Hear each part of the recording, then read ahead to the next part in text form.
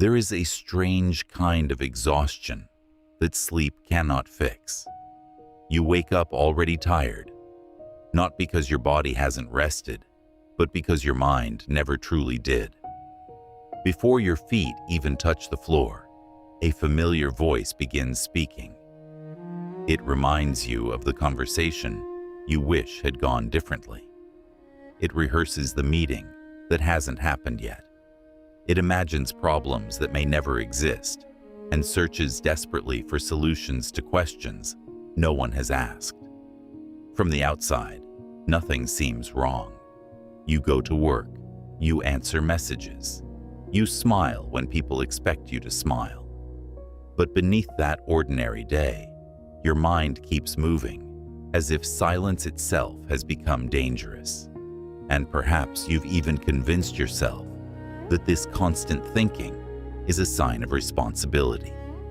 After all, isn't it better to prepare than to be surprised? Isn't it wiser to analyze every possibility than to make a careless mistake? It sounds reasonable, until one day you realize that despite all the thinking, you feel no closer to certainty, no calmer, no freer, only more tired. This is the quiet paradox that countless people live with every day. The more they search for peace inside their thoughts, the further peace seems to drift away. What if the problem isn't that you think too much? What if the real problem is that your mind has quietly taught you to believe every thought deserves your attention? That possibility changes everything. Because if it's true, then freedom doesn't begin by controlling your thoughts. It begins by questioning the authority you've given them. Long before modern psychology tried to explain this habit, the Stoic philosophers noticed something remarkable about human nature. They observed that people rarely suffer because of the present moment itself. They suffer because the mind refuses to remain there. It races into futures that haven't arrived. It returns to pasts that cannot be changed. It builds entire worlds from uncertainty, then reacts to those imagined worlds as though they were real. And the tragedy is subtle. The mind believes it is protecting you. In reality, it is slowly stealing the only place where life is actually happening. Think about the last time you couldn't stop replaying a conversation. Maybe someone made a comment that lingered longer than it should have. Hours later, perhaps even days later, you were still searching for the perfect response. You imagined what they meant. You imagined what they might think of you now. You imagined how differently everything could have unfolded if only you had chosen different words. Yet while your mind remained trapped in that single moment, the rest of your life quietly continued without you. The sun still rose, people still laughed, meals were eaten, music was played. Someone somewhere experienced one of the happiest days of their life, but your attention never arrived. Overthinking has a peculiar way of making us absent from our own existence. It promises that if we think just a little longer, we'll finally feel safe.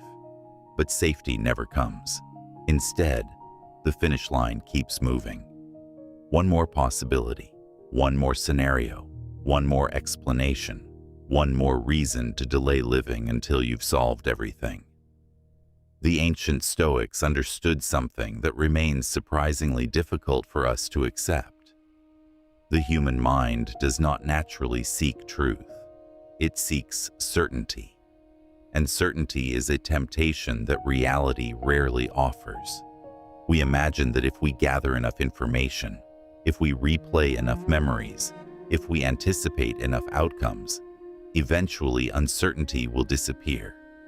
But uncertainty is not a flaw in life. It is one of life's permanent conditions. Trying to eliminate it is like trying to stop the wind by arguing with the sky. Perhaps this is why overthinking feels so endless. You are trying to complete a task that has no possible ending. Imagine standing beside a still lake early in the morning. The surface is so calm that it reflects the mountains perfectly. Every tree, every cloud, every color appears with extraordinary clarity. Now imagine picking up a small stone. You throw it into the water.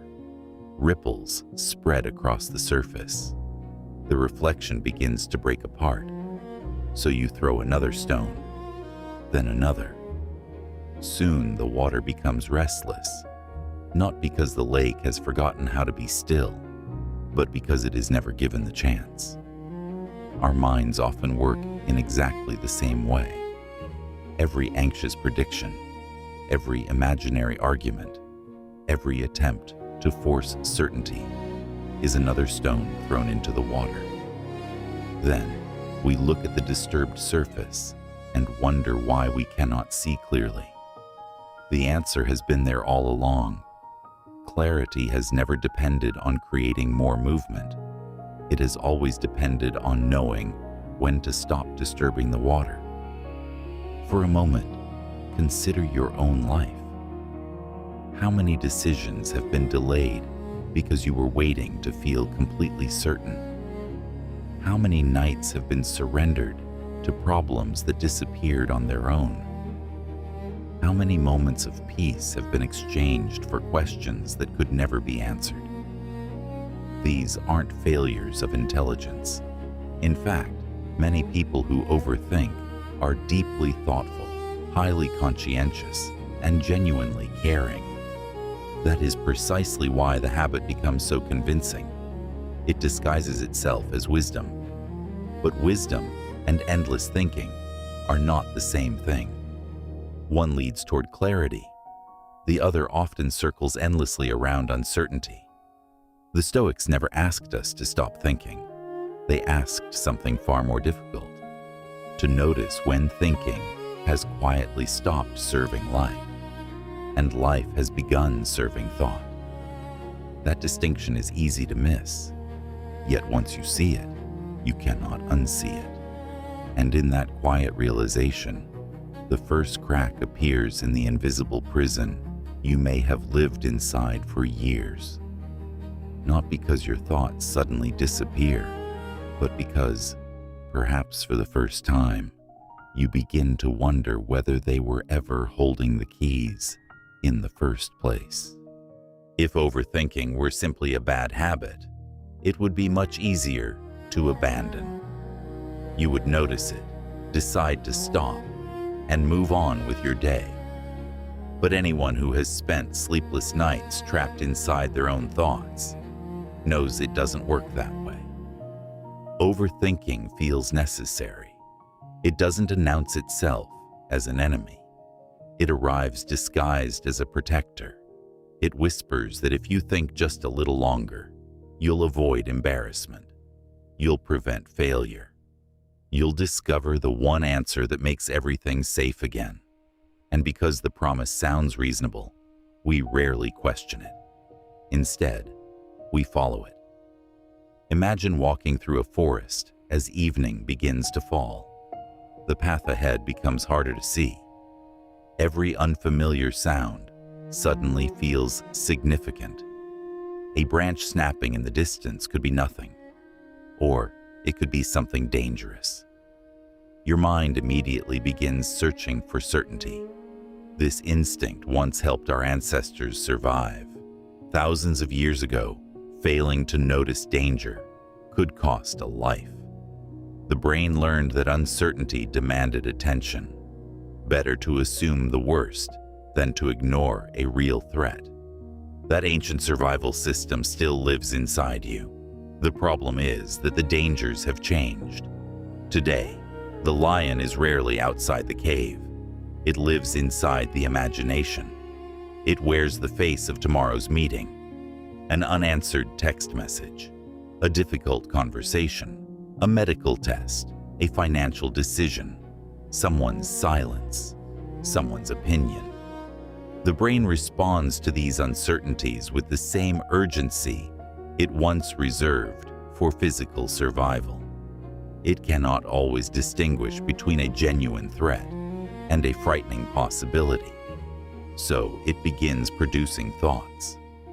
Not because thoughts always solve problems, but because action feels better than helplessness. And thinking feels like action. That is the illusion. There is a quiet difference between solving a problem and rehearsing one. Imagine someone sitting in a rocking chair. From a distance, they appear busy. Their body never stops moving. Hour after hour, there is constant motion. But when they finally stand up, they discover something surprising. They haven't traveled anywhere. Overthinking often resembles that rocking chair. The mind works tirelessly, yet its movement creates the comforting illusion of progress without bringing genuine clarity. You've probably experienced this yourself. Perhaps you replayed a conversation 20 different ways, believing that eventually one version would erase your regret. Instead, every replay uncovered another possibility, another interpretation, another reason to doubt yourself. The destination never arrived because the mind had quietly replaced resolution with repetition.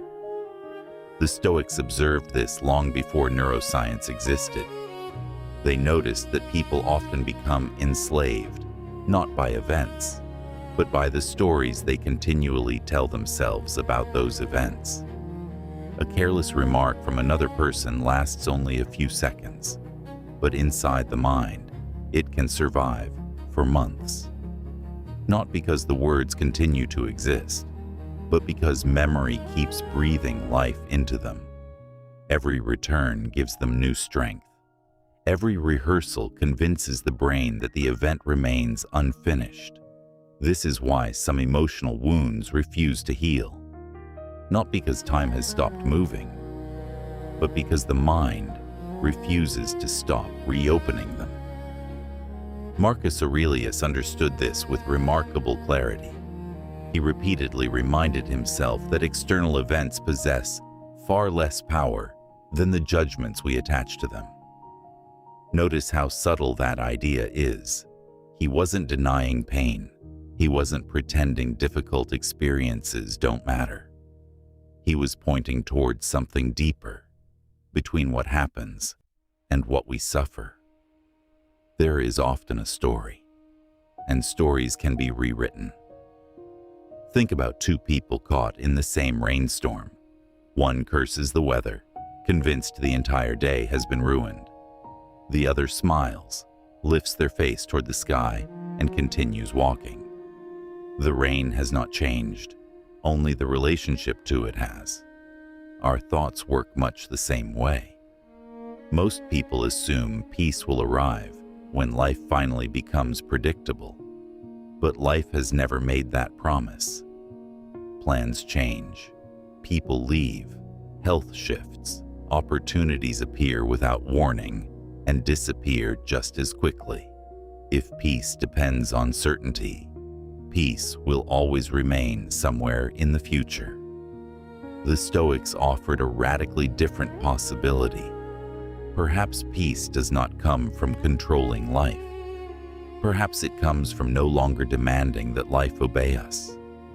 At first, that sounds like surrender, but it isn't. It's liberation.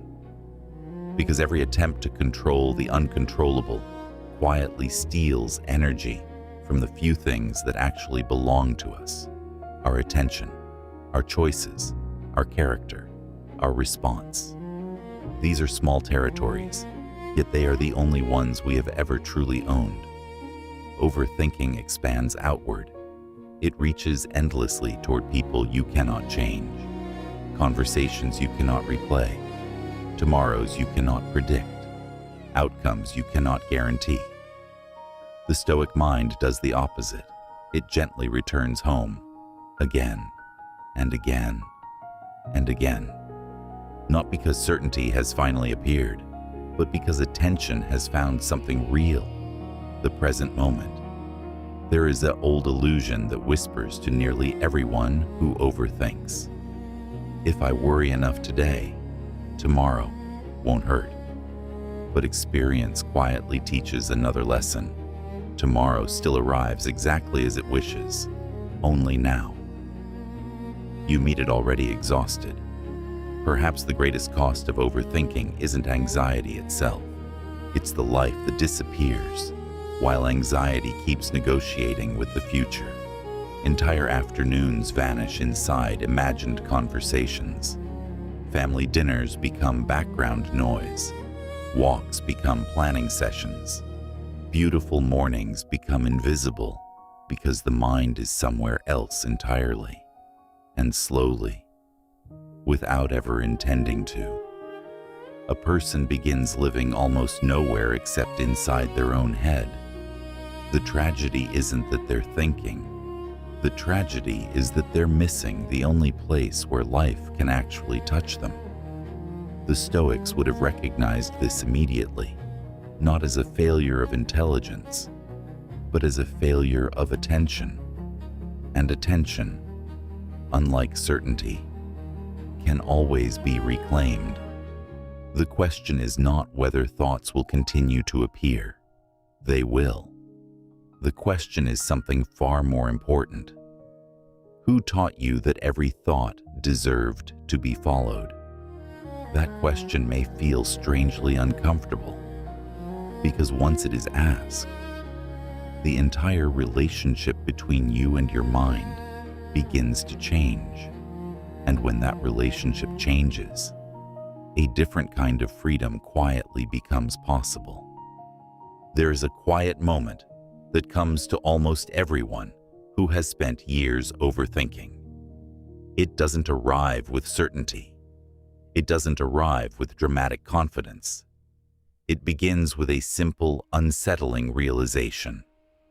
What if my mind is not showing me reality, but only one interpretation of it? That question is easy to overlook. Yet it is the doorway through which countless Stoic philosophers walked more than 2,000 years ago. Long before psychology gave names to cognitive distortions, confirmation bias, or rumination, the Stoics were observing the mind with extraordinary honesty. They noticed something that most people never stop to consider. Events happen, thoughts appear, but those two are not the same. Somewhere between reality and our emotional reaction, the mind quietly inserts a judgment. And because that judgment happens so quickly, we mistake it for reality itself. Imagine receiving a short message from someone you care about. We need to talk. 4 simple words. Nothing more. No explanation. No emotion. No context. Within seconds, one person becomes convinced the relationship is ending. Another assumes there's a misunderstanding. Someone else barely gives it another thought. The message never changed. Only the story did. The Stoics believed that much of human suffering grows inside that invisible space where stories replace facts. Epictetus expressed this idea with remarkable simplicity. He taught that people are disturbed not by things themselves, but by the judgments they make about them. At first, those words sound almost too simple, until you begin looking at your own life. How many sleepless nights were spent arguing with possibilities rather than realities? How many fears were built from assumptions that never became true? How many friendships quietly suffered because imagined intentions became more convincing than honest conversations? The mind has an extraordinary talent. It can create entire emotional worlds from incomplete information. And once those worlds feel real, the body responds as though they truly exist. Your heart races, your shoulders tighten, your breathing becomes shallow. Not because danger is present, but because the imagination has become persuasive. This is why overthinking feels so convincing. The body doesn't know the difference between an actual threat and a vividly imagined one. If your mind repeatedly tells the same frightening story, your nervous system begins preparing for a battle that may never arrive. Without realizing it, you become exhausted by experiences that have never happened. The Stoics understood that freedom begins with a surprisingly humble act, not changing the world, not silencing every thought, simply pausing long enough to ask, is this true? Not, does this feel true? Feelings matter, but feelings are not always evidence. Fear can feel certain, shame can feel permanent, regret can feel irreversible. Yet history and your own life are filled with moments that proved those emotions incomplete. Think back to something that once consumed your mind. Perhaps a mistake you believed would ruin your future. Perhaps a rejection that felt unbearable. Perhaps a decision you spent months questioning. At the time, it seemed impossible to imagine life beyond it. And yet, here you are. Not because life became perfect, but because reality continued moving while your mind insisted it had stopped. This is one of the quiet miracles of time. It often solves problems that thought could never solve. Still, many of us resist this truth.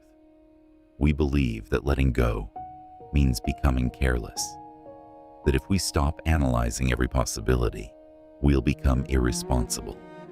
The Stoics never encouraged carelessness. They encouraged precision. There is a profound difference. Carelessness ignores reality. Precision sees reality clearly, acts wisely, and then accepts what cannot be controlled. Overthinking, on the other hand, rarely stops after wise action. It demands another review, another prediction, another rehearsal, as though enough thinking could negotiate with fate. Marcus Aurelius spent years leading an empire through war, political conflict, disease, and personal loss. If anyone had reasons to overthink, it was him. Yet when he wrote to himself in quiet moments, he returned again and again to a simple reminder. Do what is yours to do, then release what never belonged to you. Notice what that requires. Not confidence, not perfect knowledge, only honesty. Honesty about where your influence ends. Many people spend their entire lives standing at the edge of that invisible boundary, trying to reach beyond it. They try to control another person's opinion, another person's choices, another person's love, the future, chance, time. But every hour spent reaching beyond that boundary quietly steals an hour from the small piece of life that is actually within their hands. Imagine holding a handful of sand. The tighter you squeeze, the faster it slips through your fingers. Control often works the same way. The more desperately we grasp at certainty, the less peaceful we become. The Stoics offered another way. Open your hand, not because the sand will stay forever, but because some things were never meant to be possessed, only experienced. Perhaps this is why the quietest people are not always the ones with the easiest lives. Often, they are the ones who have finally stopped demanding guarantees that life could never give. They have learned something that cannot be explained in a single sentence, only lived. That peace is not the reward for controlling reality. Peace is what begins to appear when you stop asking reality to become something it was never meant to be. And once that truth begins to settle, you no longer see overthinking as a sign that you care more than everyone else. You begin to recognize it for what it often is, a lifelong attempt to bargain with uncertainty, an attempt that, however understandable, can never truly succeed. The real question then is not how to think less. It is how to remain steady, even when certainty never arrives. And that is where the Stoics offer one of their most practical and most liberating discoveries. There is a sentence that quietly governs the lives of many people, even if they never say it out loud. I'll feel at peace when I finally know. When I know whether they'll stay. When I know if I'll succeed. When I know I made the right decision. When I know nothing bad is about to happen. It sounds harmless, even sensible. But hidden inside that sentence is a bargain that can never truly be fulfilled, because life has never agreed to remove uncertainty. It only asks whether you can live meaningfully in its presence. Most people imagine uncertainty as an enemy. The Stoics saw something else. They saw it as the natural atmosphere of being alive. Think of a sailor crossing the sea. He studies the weather. He repairs his ship. He learns to read the stars. He prepares as wisely as he can, but no amount of preparation allows him to command the wind. If he spends the entire voyage demanding calm seas, he will know nothing except frustration. The skilled sailor does something different. He respects the storm without worshiping it. He adjusts his sails instead of arguing with the sky. That is not resignation. It is wisdom. And perhaps our minds were never meant to do anything different. Overthinking begins with a reasonable desire to avoid pain, to avoid regret, to avoid loss. But somewhere along the way, that desire quietly transforms into something impossible, the desire to guarantee life itself. We begin treating every decision like a final examination. Every conversation feels capable of changing everything. Every mistake seems permanent. Every unknown future becomes a puzzle that must be solved before we can finally relax. Yet if you look honestly at your own life, you'll notice something remarkable. The moments that shaped you most were rarely the ones you predicted. Perhaps you met someone by accident. Perhaps you lost an opportunity that later revealed a better one. Perhaps a painful ending became the beginning of a life you never imagined. The future has always contained surprises, some painful, some beautiful. But overthinking treats every unopened door as though something terrible waits behind it. Why? Because the human mind has a peculiar relationship with the unknown. When information is missing, it does not remain silent. It fills the empty space, and almost always, it fills it with fear. Imagine walking through your home late at night. The lights are off. You notice a strange shape in the corner of the room. For an instant, your heart races. Your imagination immediately begins creating possibilities. But then you turn on the light. It was only a chair with a jacket draped over it. Notice what happened. Reality did not change. Only your interpretation did. Overthinking often keeps us standing in that dark room. Instead of turning on the light, we keep imagining what might be waiting. And each new possibility feels convincing because uncertainty allows fear to become creative. The Stoics recognized this tendency with extraordinary clarity. They knew the imagination could become either a faithful servant or a relentless tyrant. Everything depended on whether you believed every story it created. This does not mean ignoring genuine danger. Wisdom prepares. Fear obsesses. Those two can look almost identical from the outside. Both ask questions. Both make plans. Both think about the future. But one eventually says, "I have done what I can." The other whispers, "Just one more scenario." That whisper has no ending, because it was never searching for an answer. It was searching for absolute certainty. And absolute certainty is something life has never promised anyone. Not to emperors, not to philosophers, not to you, not to me. There is another reason uncertainty feels so painful. It exposes something we spend much of our lives trying to forget. We are not in complete control. That realization unsettles the ego. It prefers the comforting illusion that if we are intelligent enough, careful enough, prepared enough, nothing will ever surprise us. But life has always been larger than our plans. The Stoics did not find this depressing. They found it freeing.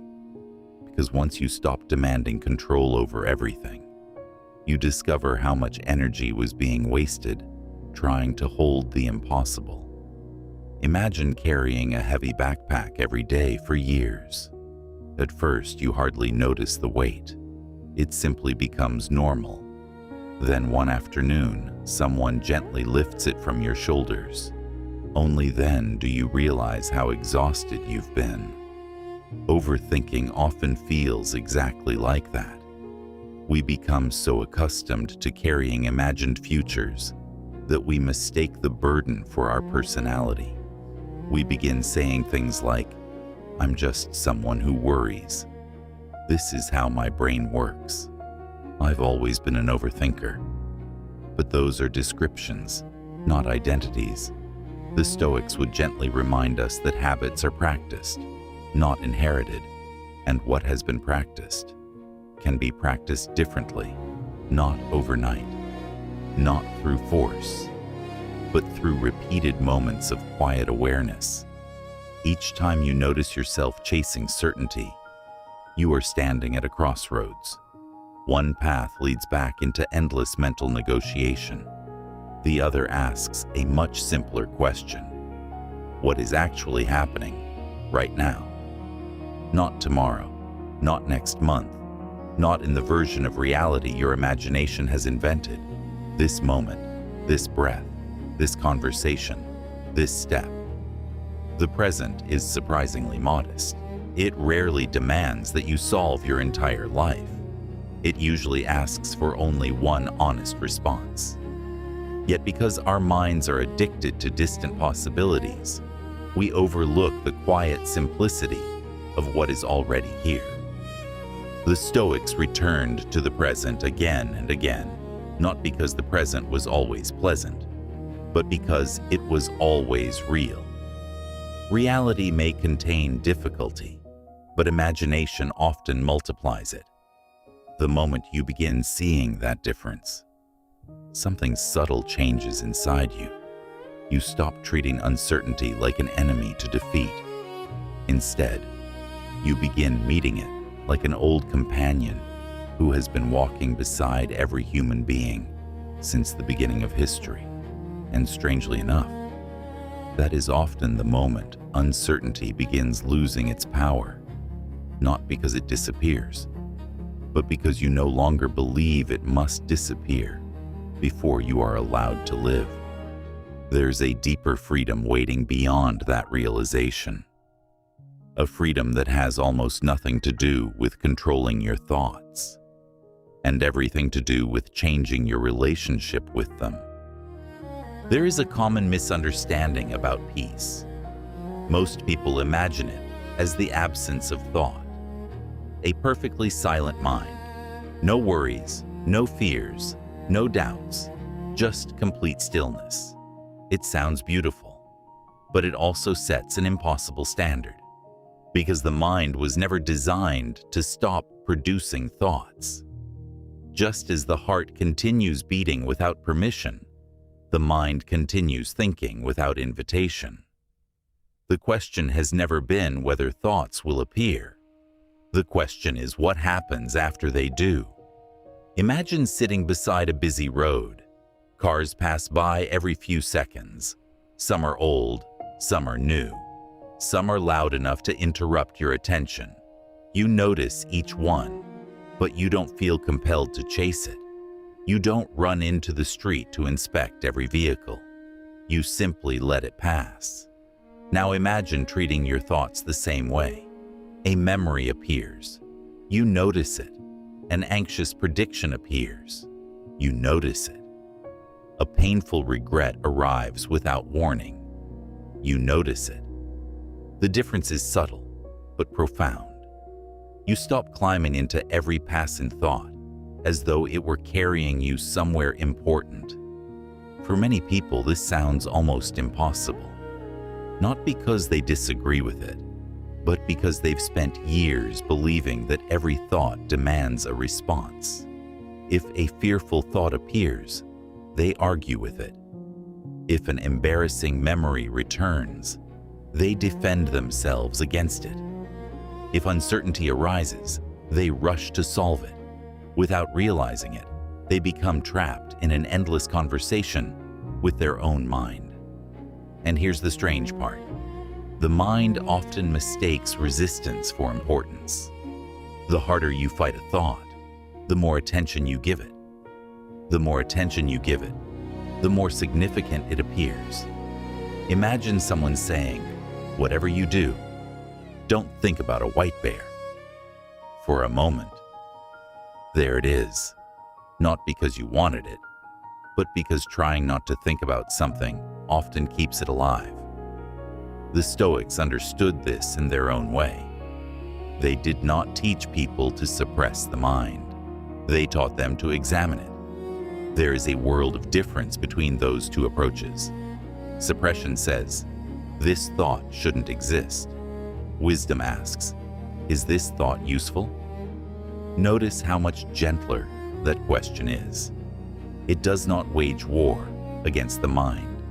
It simply refuses to surrender authority to it.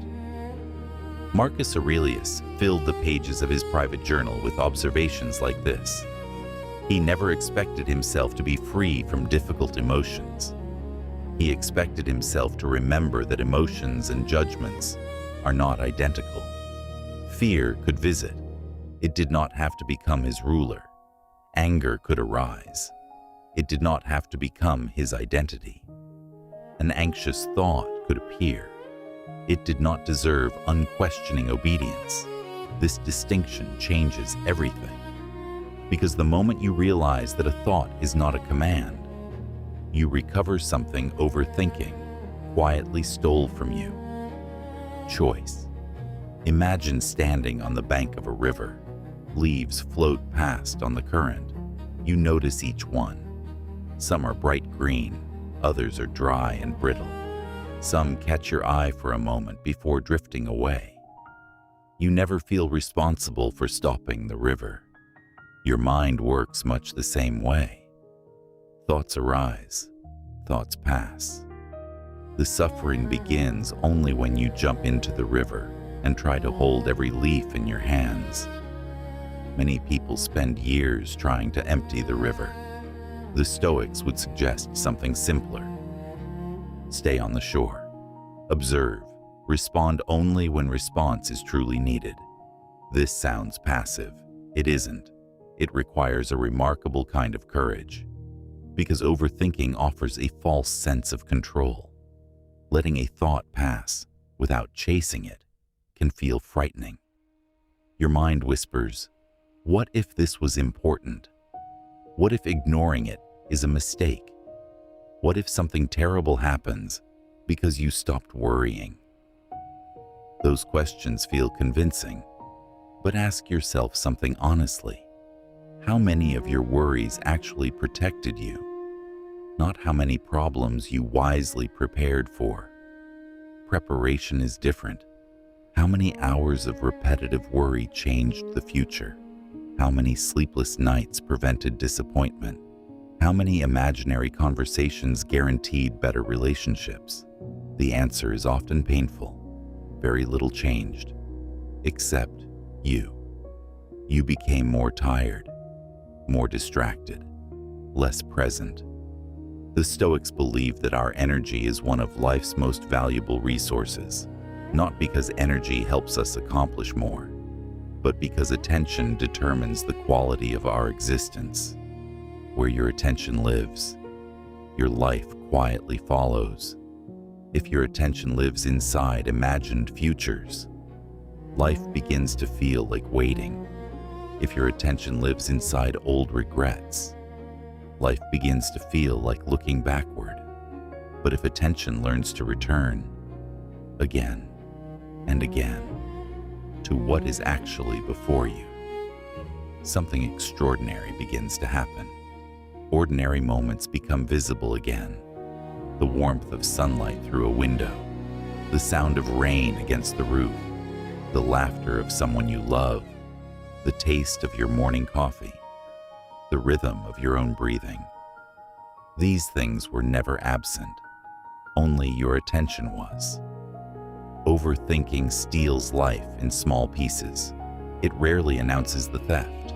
It simply convinces you that you'll enjoy life later, after one more problem has been solved. But there is always another problem, another uncertainty, another reason to postpone peace. Eventually, if we're not careful, we postpone an entire lifetime.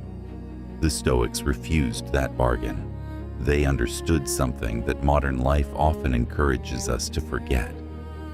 Peace is not found at the end of perfect certainty. It is practiced in the middle of uncertainty, not once, but repeatedly, quietly, patiently, like returning home after wandering farther than you ever intended. And perhaps that is what the quiet mind truly is. Not a mind without thoughts, but a mind that no longer mistakes every thought for the truth. A mind that has learned the rare and difficult art of letting unnecessary thoughts continue their journey, without following them into places where life itself can no longer be found. The deepest lesson, however, still remains, because once you stop fighting your thoughts, you begin discovering who you are without them.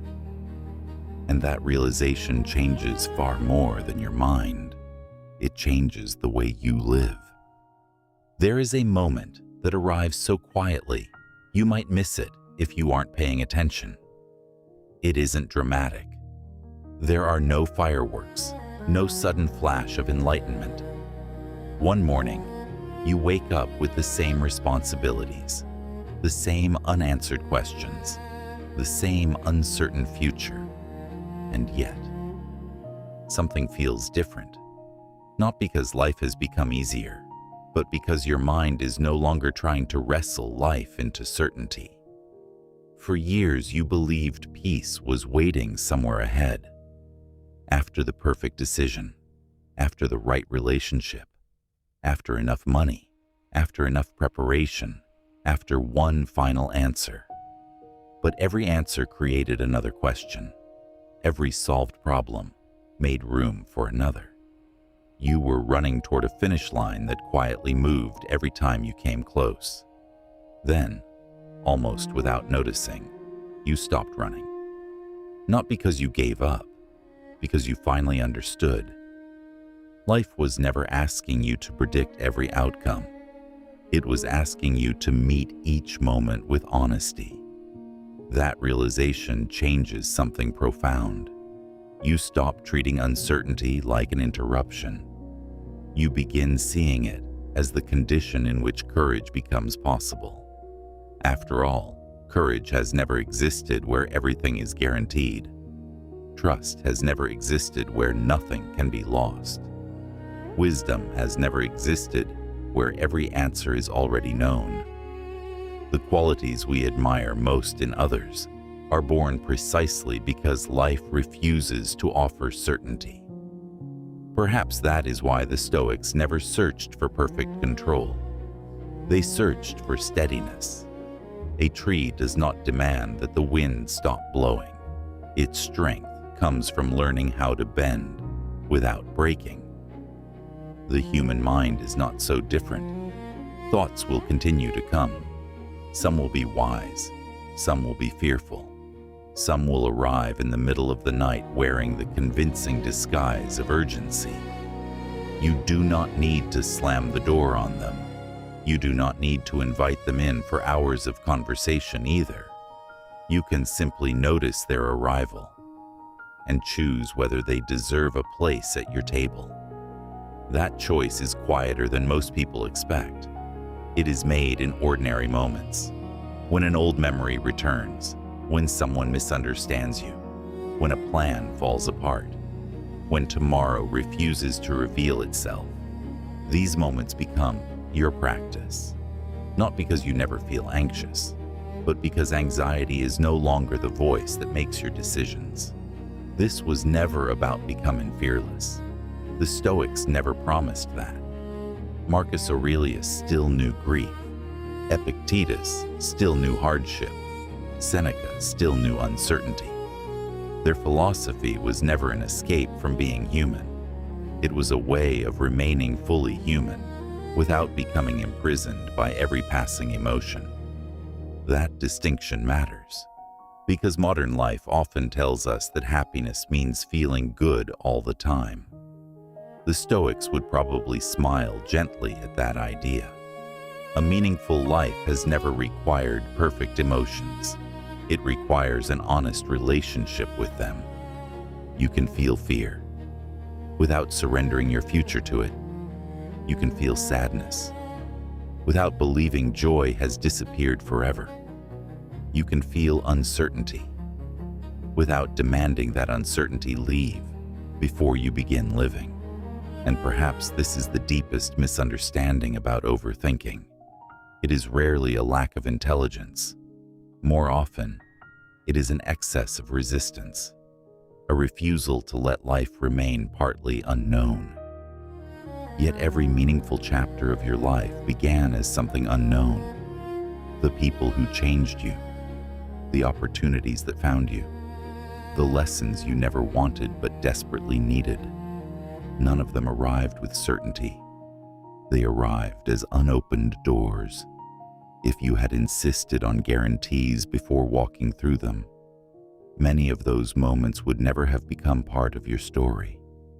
The future will always remain hidden, not as punishment, but as invitation.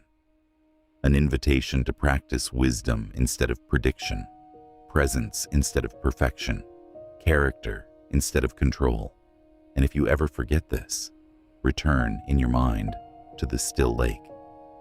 At the beginning of our journey, its surface was restless, not because the lake had lost its nature, but because it was constantly being disturbed. Every fear, every imagined conversation, every desperate search for certainty. Another stone, breaking the reflection. For so long, you believed the answer was to force the water into stillness, but water has never responded well to force. It settles when the throwing stops. The mind is much the same. Peace is rarely something we create. More often, it is something that quietly appears when we stop feeding the habits that keep disturbing it. Perhaps your thoughts will never become completely silent. They were never meant to. But they do not have to become your master. You can let them rise like waves and fall like waves without believing that every ripple is a storm. That is where freedom begins, not in controlling the mind, but in no longer allowing the mind to convince you that control is the same as peace. If this conversation has helped you see your own mind a little more clearly, I invite you to continue this journey with the Stoic morality. There are more conversations waiting about resilience, character, fear, purpose, and the quiet strength that the Stoics believed already exists within each of us. Until then, remember this: your life has never been waiting for the day your mind becomes perfectly quiet. It has been waiting for the day you realize that beneath all the noise, the still water was there all along,